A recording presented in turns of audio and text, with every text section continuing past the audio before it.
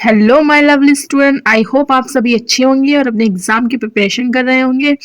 आज मैं एग्जाम के पर्पज से बहुत इंपॉर्टेंट टॉपिक लेके आई हूँ, first order reaction. So what is first order reaction? होता क्या basically?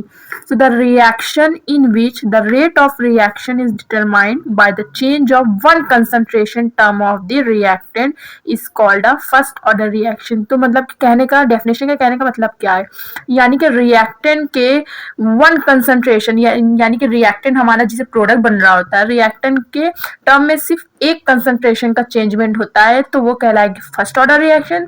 दो कंसंट्रेशन का चेंज होगा तो सेकेंड, तीन तो थर्ड। इसी से पहले हमने जीरो पढ़ा था, उसमें कोई भी कंसंट्रेशन पे फर्क नहीं पड़ रहा था, वो इंडिपेंडेंट थी, तो हम लोग ने इसको कहा जीरो ऑर्डर रिएक्शन। तो इस पे एक कंसंट्रेशन में फर्क कर रहा है तो that is called first order reaction. अगर अब हिंदी में देखो क्या है, प्रथम कोटि की अभिक्रिया वे होती है जिनमें अभिक्रिया की दर केवल एक अभिक्रिया की सांद्रता पर निर्भर करती है, प्रथम कोटि की अभिक्रिया कहलाती है। सांद्रता मतलब एक कंसंट्रेशन, एक अभिक्रिया की सांद्रता पर। दोनों का मतलब यही है, जिसमें आप एग्जाम के लिए जिसमें डेफिनेशन प्रीफर हो आपको याद करना, एग्जाम में लिखना, आप उस तरीके से लिख सकते हैं। माना वही हम जनरल रिएक्शन लेंगे, माना ए रिएक्टेंट है, इससे पी प्रोडक्ट बन रहा है एंड इनिशियल पे मान लीजिए हमारा क्या है, ए रिएक्टेंट है और जिसे प्रोडक्ट का फॉर्मेशन कुछ भी नहीं हुआ तो हम लोग जीरो लेट कर सकते हैं। लेकिन आफ्टर टाइम टी यानी कुछ समय बाद कुछ प्रोडक्ट बना, दैट इज कॉल्ड एक्स, यानी कि इसमें से कुछ बना तो हम इसको क्या लिख सकते हैं, ए माइनस एक्स। ठीक है, ये लिख लिया आफ्टर टाइम टी। तो अब इसका रेट ऑफ रिएक्शन क्या होगा, हमें पता है कंसंट्रेशन बाय टाइम ट्रेवल, कितनी कंसंट्रेशन डिक्रीज हो रही है और कितने समय में, तो यही that is a rate of reaction हमने लिख लिया।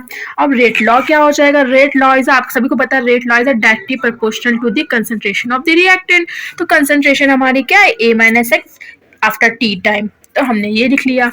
अब आपको पता है आर है, प्रोपोर्शनलिटी का साइन हटाएंगे, एक के कांस्टेंट आएगा, that is called rate constant, A minus x. ठीक है, इसको कर लो सेकेंड, इसको कर लो आप फर्स्ट।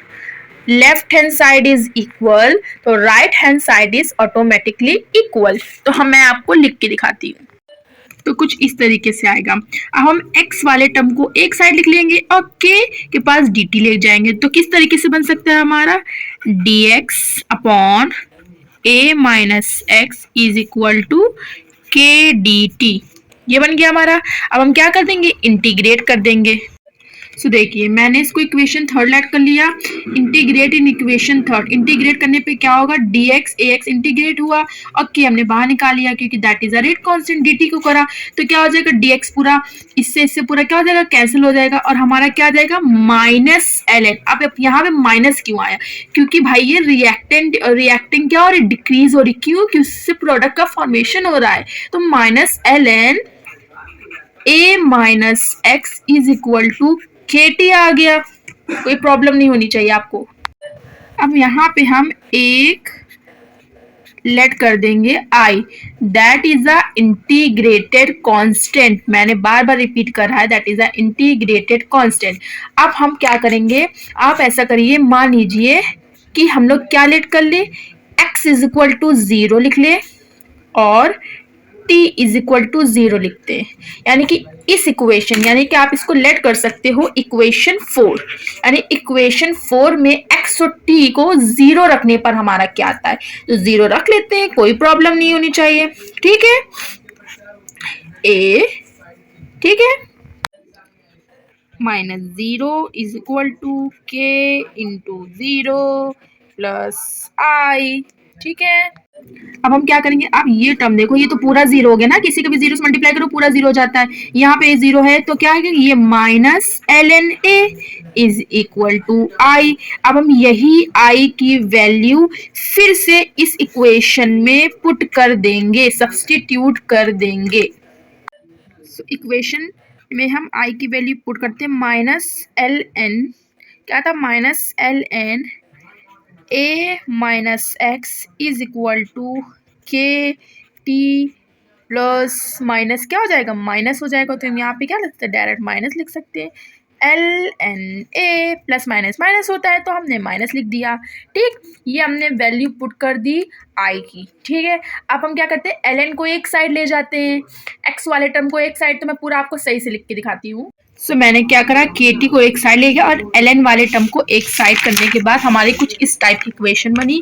के t is equal to l n a minus l n a minus x. अब आपको ये चीज पता होगी, तब कोई एल एन माइनस में होते हैं, एल एन तब माइनस में होते हैं, एल एन की लिमिट, तो वो किस में चेंज होती है, डिवाइड में। किस में चेंज होती है, डिवाइड में।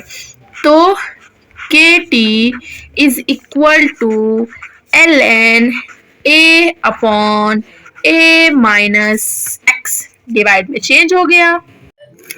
तब लॉग में कन्वर्ट करते हैं एल एन को, तब हम एल एन को लॉग बेस 10 में कन्वर्ट करते हैं, तो 2.303 से मल्टीप्लाई करते हैं तो हमारी इक्वेशन आएगी के इज इक्वल टू 2.303, ये वाला टी कहाँ जाएगा, ये डिवाइड में आ जाएगा, a upon a minus x.